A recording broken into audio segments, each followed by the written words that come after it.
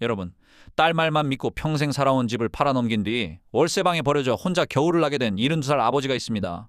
같이 살자던 딸은 새 아파트로 이사가고 아버지는 보일러도 안 들어오는 방에서 떨다가 딸이 이미 이사가 버렸다는 말을 경비실에서 처음 들었죠. 전화벨만 울릴 뿐 딸은 연락을 받지 않았습니다. 이야기 시작 전 구독과 좋아요, 그리고 지금 어디에서 이 이야기를 듣고 계신지 간단히 댓글로 남겨주시면 이런 사연들을 계속 들려드리는데 정말 큰 힘이 됩니다.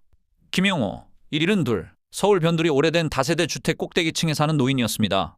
계단이 조금 가파르고 무릎이 시큰거릴 뿐 그는 스스로를 아직은 버틸 만한 사람이라고 생각했습니다. 그러던 어느 겨울, 눈 쌓인 계단에서 미끄러져 크게 넘어지기 전까지는요. 병원 침대에 누워 링거를 맞고 있을 때 하나뿐인 딸 은정이 찾아와 손을 꼭 잡고 말했습니다. 아빠, 이제 그 집에서 혼자 사는 건 너무 위험해. 괜찮다? 이 정도야? 아니에요. 집 팔고 우리랑 같이 살자. 애도 크고 있고.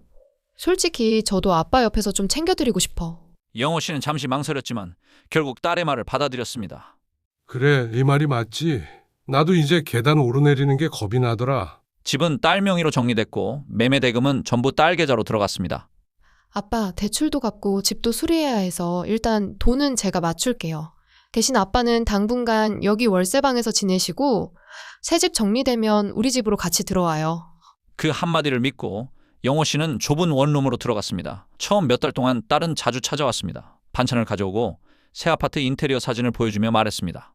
아빠, 여기 진짜 좋아요. 곧 같이 살 거니까 조금만 기다려요. 하지만 막상 수리 기간이 끝나고 이사까지 마쳤다는 말을 들은 뒤에도 함께 살자는 말은 자꾸 뒤로 밀렸습니다.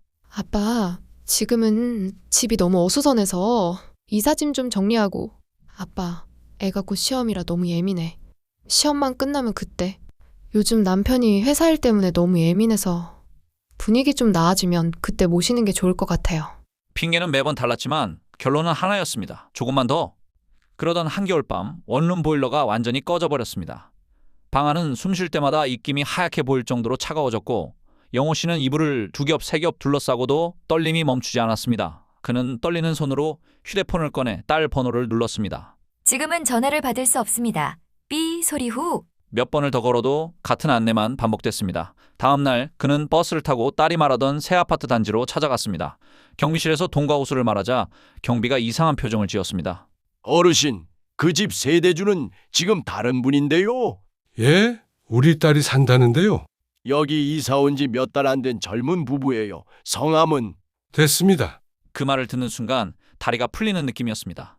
돌아가는 길 벤치에 홀로 앉아있던 영호 씨는 딸 번호를 또 눌러봤지만 여전히 연결되지 않았습니다. 며칠을 고민한 끝에 그는 동사무소 사회복지사의 안내로 무료 법률 상담실을 찾았습니다. 지금까지 있었던 일을 처음부터 끝까지 천천히 이야기했습니다. 집을 딸 명의로 정리한 과정, 같이 살자던 약속, 조금만이라며 계속 미뤄진 시간들, 그리고 보일러가 꺼진 밤과 아파트 경비실에서 들은 말까지. 변호사는 메모를 하다가 조용히 말을 꺼냈습니다. 어르신, 이건 단순히 가족끼리 사이가 안 좋은 정도 문제가 아닙니다. 부양을 약속하고 집을 매각하게 한 뒤 사실상 방치한 거라면 민사적으로는 부당이득 반환, 경우에 따라 기망행위 속임수로 볼 소지도 있어요. 나이 먹은 노인이 딸을 상대로 그런 걸 한다는 게 말이 되겠습니까? 어르신, 이건 체면 문제가 아니에요. 어르신 남은 인생을 어떻게 정리하실 거냐의 문제입니다. 당하셨으면 한 번쯤은 이건 잘못됐다고 말해주는 것도 필요합니다. 며칠 동안 밤마다 눈을 제대로 붙이지 못한 끝에 영호 씨는 결심했습니다. 진행해 주시오. 딸을 미워해서가 아니라 여기서도 참으면 내 스스로를 너무 무시하는 것 같아서. 딸 은정을 상대로 민사소송과 사기 혐의에 대한 형사고소장이 접수되자 그동안 안 되던 전화가 갑자기 연결됐습니다. 아빠, 이게 뭐야? 나 고소당했다는 얘기 들었어. 진짜야? 그래, 네가 나를 어떻게 대했는지 법이라도 한번 들어봐야겠다 싶더라. 며칠 뒤 은정은 실버주택으로 찾아왔습니다. 문을 열자마자 쏟아지는 말. 아빠, 진짜 이럴 거야? 일이 좀 꼬여서 잠깐 연락 못한 것뿐인데 그걸 가지고 고소를 해? 집 한 돈? 우리 식구 먹고 살려고 쓴 거잖아. 아빠도 도장 찍을 때 다 동의했으면서 왜 이제 와서 이래? 한겨울에 보일러가 안 돼서 떨고 있을 때 내가 몇 번이나 전화한 건 기억나냐? 그때 나도 정신 없었어. 남편이랑도 힘들고 애 학교 문제도 있고. 네가 이사 가버린 걸 경비 아저씨한테 처음 들었을 때 내 기분이 어땠을지 한 번이라도 생각해 본 적이 있느냐? 딸의 얼굴이 굳었습니다. 아빠도 알잖아. 요즘 누가 부모만 챙기고 살아? 나도 내 인생 있는 거잖아. 그래, 네 인생이 있지. 그런데 그 네 인생을 위해 내 남은 인생을 담보로 잡은 건 사실 아니냐? 정말 끝까지 이렇게 나올 거야? 나 아빠 하나뿐인 딸인데. 나는 너가 하나뿐인 자식이었다. 잠시 침묵이 흘렀고 결국 딸은 마음대로 해. 라는 말만 남기고 문을 쾅 닫고 나갔습니다.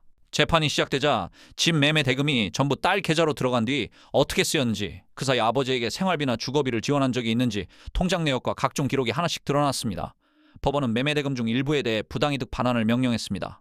형사재판에서는 은정에게 집행유예와 사회봉사 명령이 내려졌습니다. 고령자의 신뢰를 이용해 재산을 이전받은 뒤 사실상 방치한 점이 인정된다. 판결문에는 이런 문장이 적혀 있었습니다. 며칠 후 복지관 직원이 통장 내역을 보여주며 말했습니다. 어르신, 꽤 큰 금액이 들어왔어요. 이제 조금 여유 있게 쓰셔도 되겠는데요.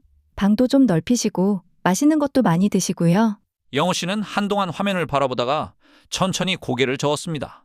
방을 넓힌다고 이 나이에 뭐가 그리 달라지겠습니까? 옷 한 벌 더 산다고 인생이 다시 시작되는 것도 아니고. 그는 사회복지사를 불러 조심스럽게 물었습니다.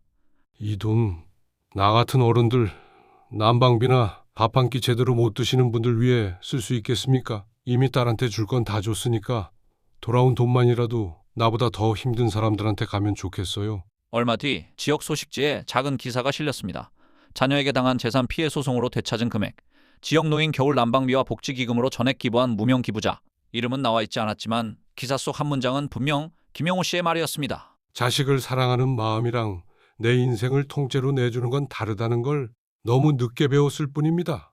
그날 오후 실버 주택 앞 벤치에 앉아 봄 햇살을 받으며 영호 씨는 지팡이를 옆에 세워두고 조용히 눈을 감았습니다. 멀리서 아이들 노는 소리와 복지관 앞에서 어르신들이 패딩과 담요를 나눠 입는 풍경이 보였습니다. 자식에게서가 아니라 마지막까지 자신의 선택으로 존엄을 지킨 한 노인의 삶이 거기 있었습니다. 여러분이라면 이 아버지의 선택 어떻게 보이시나요? 여러분 생각을 댓글로 남겨주시면 저도 하나하나 읽어보겠습니다. 오늘 하루도 건강과 행복이 함께하길 기원드리겠습니다. 감사합니다.